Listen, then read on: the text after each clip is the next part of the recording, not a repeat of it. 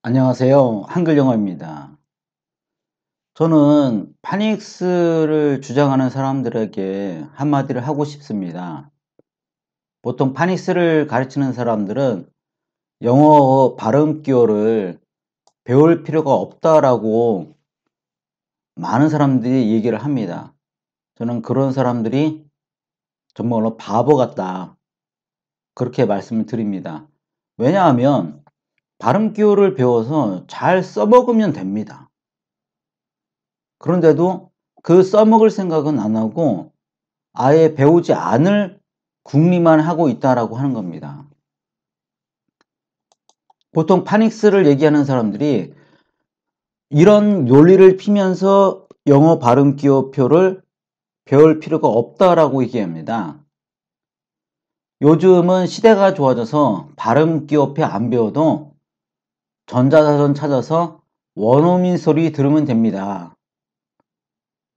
또는 옛날에는 영어 발음 기호가 배워야 됐지만 지금처럼 좋지 않았기 때문에 굳이 방법이 없어서 배울 수밖에 없었다.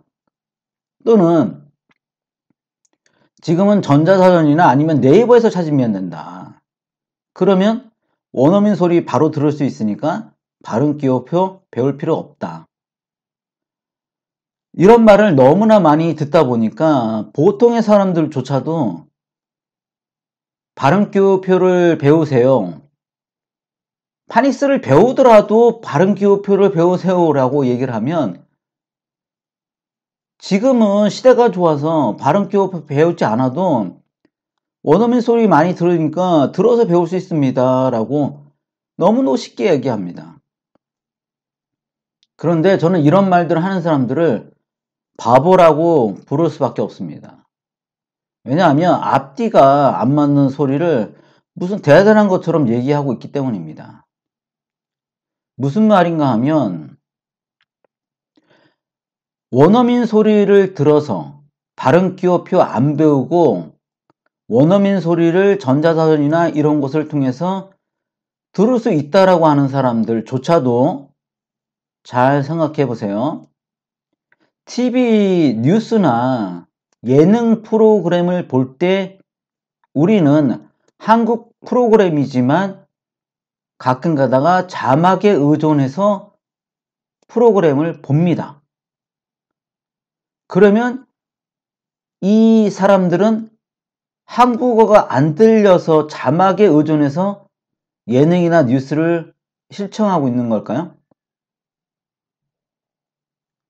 만약에 영어 발음 기호표 배울 이유가 없다라고 하면서 그 이유가 원어민의 소리를 들을 수 있어서라고 한다면 만약에 한국인이 한국어가 잘 들린다면 굳이 우리가 자막이 필요한가요? 그런데도 우리는 한국어가 잘 들리는데도 자막이 제공되고 있다라고 하는 겁니다. 그리고 그 자막을 잘 활용을 합니다. 잘 생각해 보세요. 도대체 이 자막은 왜 제공되고 있는 걸까요? 우리는 한국어를 잘 알아듣고 있는데도 말입니다. 지금 제가 이 설명을 하고 있을 때 저는 자막을 제공하지 않습니다. 그렇다고 해서 여러분들이 이해하는데 굳이 어려운 것은 없습니다. 그렇지만 만약 제가 지금 이 말을 자막까지 제공하고 있다면 여러분들은 훨씬 더 편하게 제 말을 듣고 있을 수 있을 거라는 거죠. 제가 말하고 싶은 것은 우리가 프로그램에서 자막을 제공하는 것처럼 영어 단어를 배울 때 원어민 소리를 듣더라도 자막처럼 영어 발음 기호를 배워야 될 필요성이 있다라고 하는 겁니다. 제가 강조하고 싶은 것은 이거예요. 간단합니다. 영어 발음 기호를 알면 원어민의 음성을 들을 때 참조해서 들을 수 있기 때문이라는 거죠. 네이버에서 한번 여러분들이 모르는 단어를 한번 찾아서 본다고 해보세요. 분명히 그 조그맣게 되어 있는 원어민 음성 스피커 모양을 찾아서 들을 겁니다. 그런데 그 옆에 보면 그 스피커 모양의 몇 배로 발음 기호가 나온 걸 볼 수 있어요. 그래서 스피커 모양을 찾는 것보다는 발음 기호를 찾는 게 훨씬 더 빠릅니다. 그 눈이 갈 수밖에 없어요. 그런데 굳이 그 발음 기호를 안 배워서 그걸 무시하겠다? 이게 정상적인 생각인가 저는 싶습니다. 마치 예능 프로나 뉴스를 볼 때 자막을 보면서 내용을 보면 훨씬 내용을 이해하는데 편리합니다. 몇십 년을 사용해서 우리는 너무도 잘 한국어를 듣습니다. 그렇지만 어쩔 때는 자막에 의존해서 들을 때 훨씬 더 편리하다는 거죠. 그런데도 굳이 이제 막 영어를 배우면서 모르는 단어 투성이어서 사전을 찾을 기회가 너무나 많다는 거죠. 그런데 그때 원어민의 소리를 들을 때 보조적인 도움이 될 수 있는 영어 발음 기호표를 굳이 배울 필요가 없다라고 하면서 안 배우는 것은 한마디로 바보 같다라는 거죠. 예능 프로나 뉴스와 같은 경우뿐만 아니라 우리가 노래를 배울 때 한번 생각해 보세요. 가수의 노래를 소리로 들어서만 배울 수도 있지만 보통은 한글 가사를 보면서 노래를 배우는 편입니다. 아주 어린 아이들이 유치원에서童謡를 배울 때는 아직 한글을 모르기 때문에 오로지 들어서만 배우죠. 그렇지만 우리가 한글을 알게 되면 노래를 배울 때 들어서만 배웁니까? 그렇지 않잖아요. 알고 있는 한글을 이용해서 훨씬 더 노래를 빨리 잘 그리고 여러 가지를 배울 수 있다라고 하는 거죠. 우리가 청각에 문제가 있어서 노래 소리가 잘 안 들려서 한글 가사를 보면서 노래를 배우는 건 아니라는 거죠. 가수의 노래 소리만 들어서 배울 수도 있지만 한글 가사를 보면서 노래를 배우면 훨씬 더 효율적이라는 겁니다. 마찬가지 원리입니다.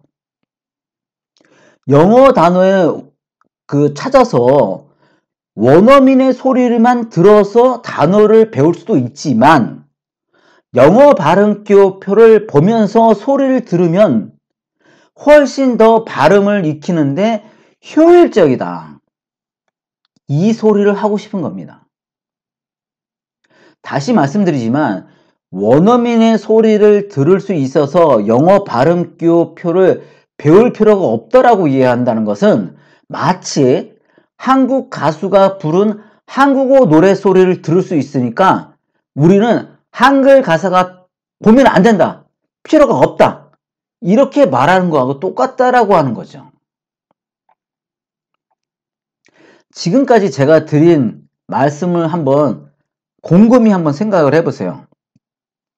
그래도 발음표를 배울 필요가 없는지 말입니다.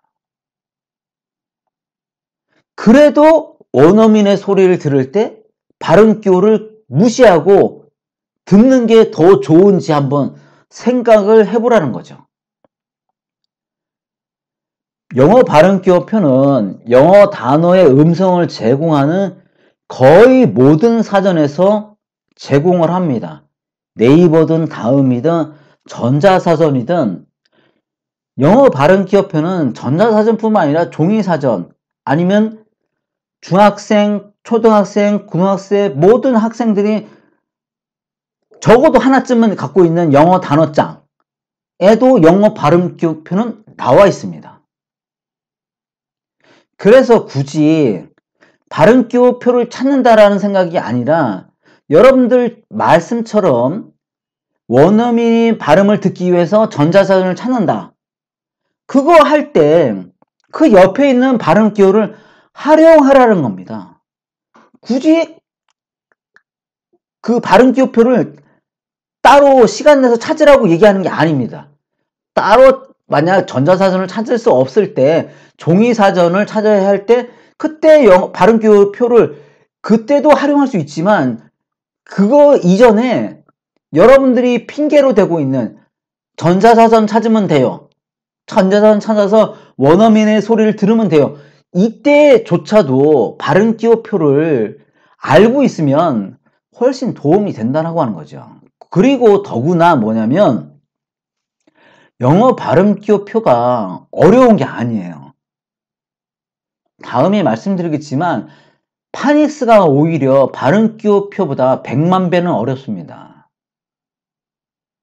다른 것 떠나서 부모님이 아이들에게 발음 기호표는 손쉽게 가르칠 수 있지만 파닉스는 가르치는 게 쉽지가 않습니다. 이 하나 놓고만 봐도 파닉스가 어렵다는 걸 분명히 알 수 있고요.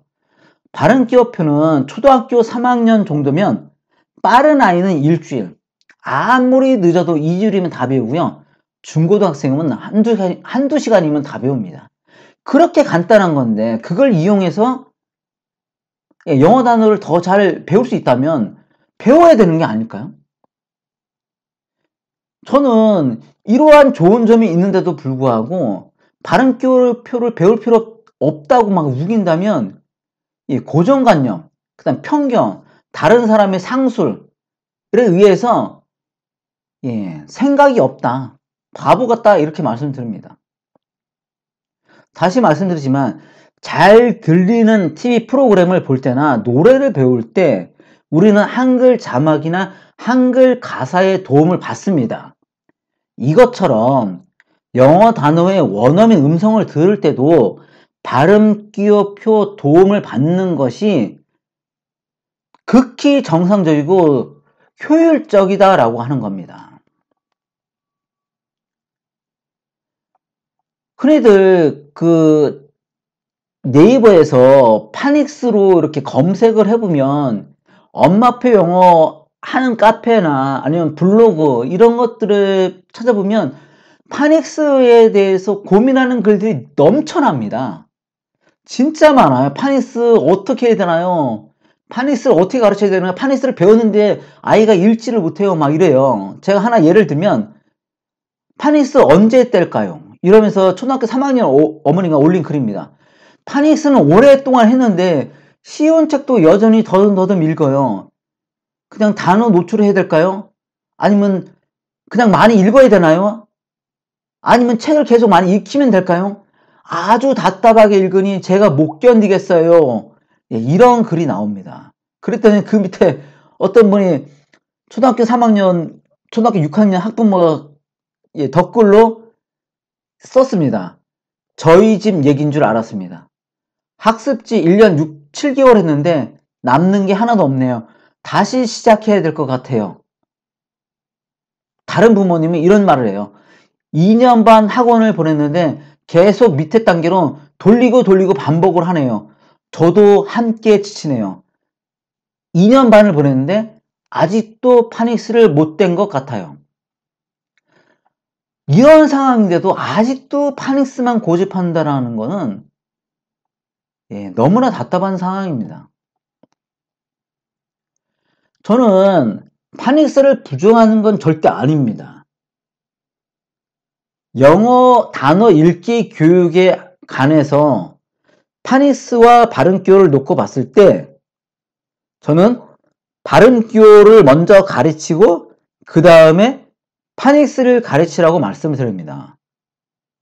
그게 읽기 교육의 전체적인 그 흐름을 알 수 있고요. 그 다음에 배우는 난이도에 있어서도 발음 기호가 훨씬 더 쉽습니다. 발음 기호는 알파벳과 같은 난이도라고 생각하시면 돼요. 왜냐면 기호이기 때문에. 알파벳도 기호, 발음 기호도 기호입니다. 알파벳을 배울 정도의 지적 능력이면 발음 기호도 배울 수 있어요. 어차피 똑같은 기호입니다. 알파벳도 분명히 배울 때 쉽게 배우지 않았을 거예요. 만약에 초등학교 1학년 아니다 그러면 알파벳 배우는 게 오래 걸립니다. 그 정도 뭐라는 더 적게 발음 기호를 배운다고 생각하시면 돼요. 왜냐하면 발음 기호와 알파벳은 중복되는 게 많기 때문에 알파벳을 배우면 발음 기호는 쉽게 배울 수 있습니다. 그래서 어렵다는 생각을 하지 마시고 발음 기호를 가르치시면 됩니다. 결론적으로 말씀드리면 우리는 청각장애가 없더라도 자막을 활용해서 잘 들리는 한국어를 들을 때 도움을 받습니다. 그렇다면 영어 단어를 찾아서 원어민의 소리를 들을 때도 발음 기호와 표의 도움을 받아서 발음을 좀 더 효율적으로 배우라고 말씀을 드립니다. 이것이 제가 파닉스를 주장하는 사람들한테 진짜 드리고 싶은 말입니다. 파닉스만 고집하는 것은 바보 같은 짓입니다. 감사합니다.